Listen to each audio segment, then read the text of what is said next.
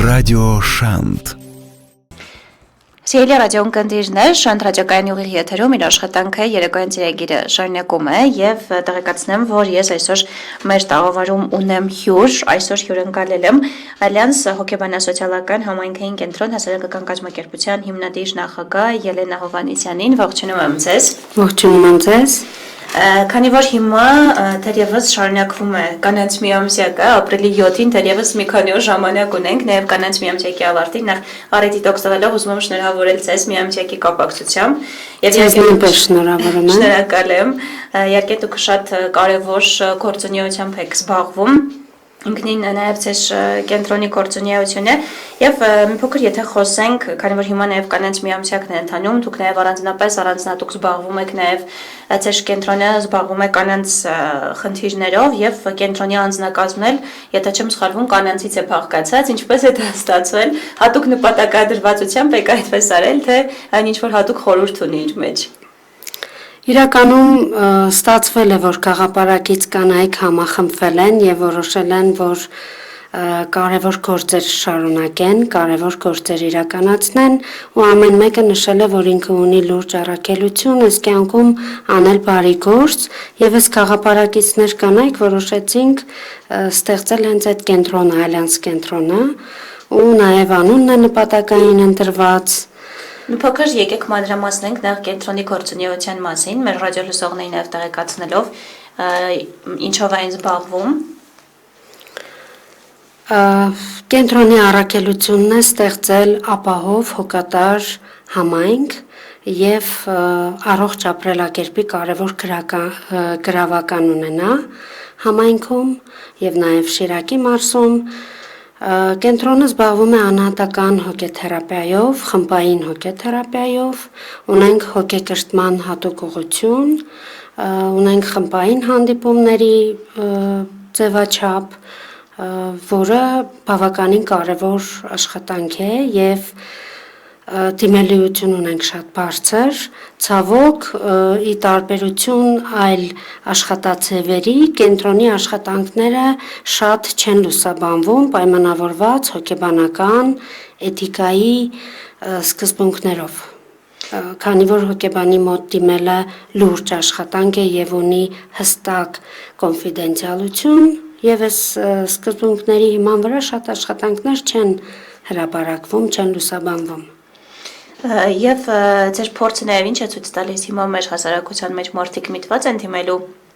հոգեբանների օգնությանը, քանի որ դա այնքան էլ շատ ընդունված մշակույթ չէ, այդ թվում նաև կանանց մոտ, քանի որ հիմա կանանց միամսյակն է ընթանում եւ ընդհանրապես եթե խոսենք կանանց հուզող հարցերից, խնդիրներից, որոնք կանայք փախվում են եւ ընտանիքում, իհարկե նաև բռնության դեպքերն են բավական շատ, համոզված են, որ նաև ցած դիմում են նաև նման խնդիրների փախվող կանայք եւ մեր հասարակության մեջ այնքան էլ շատ ընդունված չէ հոգեբանին դիմելու մշակույթը, շատերը կարելի ասել կա որոշակի կարծրատիպային մոտեցում եւ դուք փորձում եք կարծես թե հանրությանը փոքր ձերբազատել այդ կարծրատիպերից, մոտեցումներից եւ ինչ է ձեր փորձը ցույց տալիս, դա հաջողվում է թե ոչ եւ ընդհանրապես արդյոք այդ մշակույթը տենդենսը մեզանում զարգանում է, հատկապես նաեւ մեր քաղաքում Երևանում միգուցե տենդենսները փոքր այլ են, մեզ մոտ ամեն ինչ ավելի իհարկե պահպանողական է։ Վստահ կարող եմ ասել, որ բավականին հետաքրքիր կուլտուրա է ձևավորվել դիմել հոգեբանին, բարձր դիմելիություն ունենք եւ կանայք, եւ տղամարդիկ, նույնիսկ տղամարդիկ ուղեկցում են իրենց կանանց, սա կարող եմ մատնանշել, որը շատ ողջունելի է։ Շատ դրական զարգացում է։ Այո, դրական զարգացում է, շատ ողջունելի է ու նաեւ ցուցանիշ է, որ հոգատարության հարցեր են կարգավորվում։ Բավականին բարձր դիմելիություն կա, կանայք, երիտասարդ աղջիկներ, կանայք, որոնք նույնիսկ ունեն խնդիրներ, իրենք միջնորդավորված դիմելիություն ունեն, այսինքն միջնորդավորված երեխաներով են դիմում։ Սովորաբար ընտանիքում ամենամաքրամաքուր գոտին, ամենաառողջ գոտին երեխաներն են համարվում, Քավլիցի մյուսներին չեմ ասում անառողջ, բայց այն ամենամաքուր գոտին երեխաներն են, որոնք մի տեսակ պայմանական միջոց են, որպեսզի իրենց ծնողներին, եթե կա խնդիրներ, օգնեն, որպեսզի իրենք դիմեն մասնագետների, այսինքն երեխաները ունենում են տարատեսակ խնդիրներ, դժվարություններ, ինչ որ սիմպտոմատիկա, որի միջոցով մայրերը երեխաներին ուղեկցում են հոգեբանի մոտ, ու առաջին խորհրդատվության ժամանակ պարզվում է եւ հստակեցվում է, որ այն խնդիրները, որոնք երեխան կրում է, դա ընտանիք համակարգում եղած խնդիրներն են, որը երեխան ահազանգում է, որ այս համակարգում կան խնդիրներ, հարցեր, որոնք պետք է կարգավորվեն։ Դրա համար են չի ասում բոլոր խնդիրները գալիս են մարդու մանկությունից եւ նաեւ կյանքի հետագա ընթացքում շատ վարքագիծը մարդու հենց գալիս է մանկությունից, ինչպես այն անցել, ինչպես է դրսևորվել եւ ինչ վերաբերմունք է ցուցաբերվել երեխայի նկատմամբ։ Իսկ ցես միայն մեր քաղաքից են դիմում, թե մարզի տարբեր բնակավայրից եւս դիմելու հնարավորություն կա։ Կենտրոն Շիրակի մարզից ընդհանուր դիմում են, որովհետև գյուղական համայնքներից ունենք դիմելիություն, անձամբ ինձ դիմում են նաև ուրիշ քաղաքներից։ Եվ ինչպես կարող են նախ կապ հաստատել կենտրոնի հետ, եթե այս բանի մեր ռադիոլսողներն լսում են, միգուցե լսում են, հետաքրքրվում են եւ նաեւ խոսենք նաեւ ձեր մի շարք տարբեր նախաձեռնությունների, ծրագրերի մասին, որոնք իրականացնում եք, եւ ձեր խոսքի սկզբում էլ ասացիք, որ մի քանի նվիրյալներով եք այս կենտրոնը ստեղծել, այդ առաքելությունը, որը իրականացնում եք, եւ ենթադրելի է, որ նաեւ տարբեր մասնագետներ ունեք, ովքեր աշխատում են եւ ծառայություններ են մատուցում հանրությանը։ Կենտրոնի դիմելիության մասով ասեմ, որ կենտրոնը աշխատում է աշխատանքային 5 օր, երկուշաբթիից մինչև շաբաթ օր, բացառության դեպքեր ենք ունենում, սա խախտում ենք, երբ որ մի քիչ ավելի ծրագրային ընթացքի մեջ ենք լինում, նաև աշխատանքային օր է համարվում շաբաթ օրը, առավոտյան ժամը 10-ից մինչև ժամը 4-ը, եւ ունենք հեռախոսահամար, տարբեր հեռախոսահամարներ կարող ենք տրամադրել 077 29 77 65 Սա մեր հեռախոսահամարն է, որը շուրջօրյա գործում է։ Ծրագրերի մասով ունենք նաև սկզբունք այն ծրագրերը, այն նախաձեռնությունները, որոնք մեկնարկի մեջ չեն, այդ մասին չենք խոսում, սա ոնց որ մեր կենտրոնի սկզբունքն է, ներկապային 3 սերնդի երկխոսության ծրագիրն է, նախաձեռնություն շատ կարևոր եւ այս պահին անանում, բայց հետո ավելի կբացահայտեմ, շնորհակալ ենք այն բարեգործներին, ովքեր իրենց լուրջ լոման ունեցան, որպեսզի այս ծրագիրը մեկնարկվի եւ իրականանա,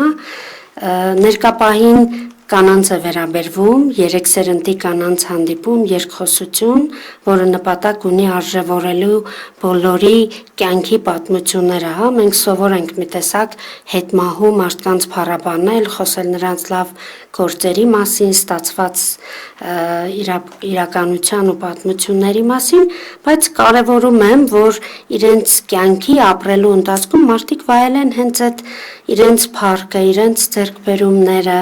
իրենց հաջողությունները, գնահատվեն հենց այո, գնահատվեն, արժևորվեն, որպեսզի իրենք կարողանան ավելին անեն ու շարունակեն։ Իհարկե նախաձեռնությունը շարունակվում է, արդեն հաջորդիվ կլինեն 3 սերունդի, բայց խառը ներկայացուցիչներ, արդեն տղամարդիկ իրենից ենթադրվում 3 սերունդի ներկայացուցիչները մայրեր, դուստրեր, այդ հարաբերակցության մասին է խոսքը։ Այո, եւ տղամարդիկ կներգրավվեն այս ծրագրին, իրականում միտված չէ հատուկ մայրեր, դուստրեր թողնել, բայց սերնդային մակարդակով, չափելիությամբ, այո, ավագ սերունդ, միջին սերունդ, այո, ավագ սերունդ, միջին, եւ մենք ունեցանք այդ նախաձեռնության մեկնարկը, որը բավականին հետաքրքիր էր, բոլորը շատ տպավորված էին, ամեն նախաձեռնության ընթացքում եւս մեկ գաղափար է ծնվում, եւս մեկ հարցի լուծման սկզբունք է տրվում, որը մենք բնականաբար մշակում ենք, որպեսզի ստանա լուծում։ Ուղղակի պանելային քննարկումներ չեն, որ հավաքվեցինք ու քննարկեցինք, հարցեր, նպատակային հանդիպումներ, հարցեր եւ լուծումներ։ Քանի որ ասացիք, որ բավական շատ թիմելիություն ունեք եւ հիմա նաեւ այդ ծրագրերը կանանց վերաբերյալ են իրականացվում, փորձը ընդհանուր ինչն է ցույց տալիս, այսօր ինչից են ավելի շատ այդ հոգեբանական խնդիրները, սթրեսը, որն է այդ ամենի ընդհանուր պատճառը, այսինքն խոսքը ընտանեկան բռնությանն է վերաբերվում, աշխատանքային խնդիրներին, կա ինչ-որ տենդենս, որը շատերին կապում է եւ դա կարելի ասել կարմիր թելով անցնում է բոլորի բարակայում, որը հիմնարար խնդիր որպես այդպեսին կարող է առանձնացնել։ Այո, կա մի գիծ, որը բավականին շատ արծարծվել է մի թեմա, գենդերային անհավասարությունն է, որը անկախ նրանից, թե ինչ լուրջ կառույցներ, ինչքան լուրջ աշխատանքներ են արել, շարունակվում է այս գենդերային անհավասարությունը նորից գործել եւ աշխատանքի վայրում եւ ցանկացած վայրում կա։ Ցավոք սրտի։ Եվ դժվարությամբ է ընկալվում կնոջ դերը հասարակության եւ հանրության մեջ տարբեր ոլորտներում։ Կա մի տեսակ դիմադրություն, բայց կանայք առողջ համառությամբ իրենք առաջնորդվում են ու շարունակում են իրենց գործունեությունը առանց արժեզրկելու, առանց ստորացնելու տղամարդկանց գոյությունը եւ իրենց արած գործը։ Այսինքն կանանց պայքարը ոչ թե ընդգծել առավելություն, այլ ընդամենը ունենալ հավասար իրավունքներ։ Երկե ցավալի է, որ մենք այսօր թերևս շարունակում ենք իրավահավասարության մասին խոսել, ցավոք սրտի, բայց ունենք այնինչ ունենք, եւ հուսանք ժամանակի ընթացքում, չնայած որ հիմա կարծում եմ տարիների հետ եթե համեմատենք, փոքր երևի առաջընթաց նկատվում է։ Նախկինում շատ ավելի բարդ էին հարմարվում տղամարդիկ իրենց կանանց, երկե խոսքը եւ հայրիկների եւ ամուսինների, պապիկների, միգուցե նրանց մասին է, եղբայրների մասին է։ Այո, Գյումրիում մեքենա վարող կանանց ամեն անգամ տեսնելուց ես ուրախանում եմ, որ կանայք կարողանում են իրենց հոգսերը հոգալու միտումով ընդամենը այս իրավահավասարության ցուցիչները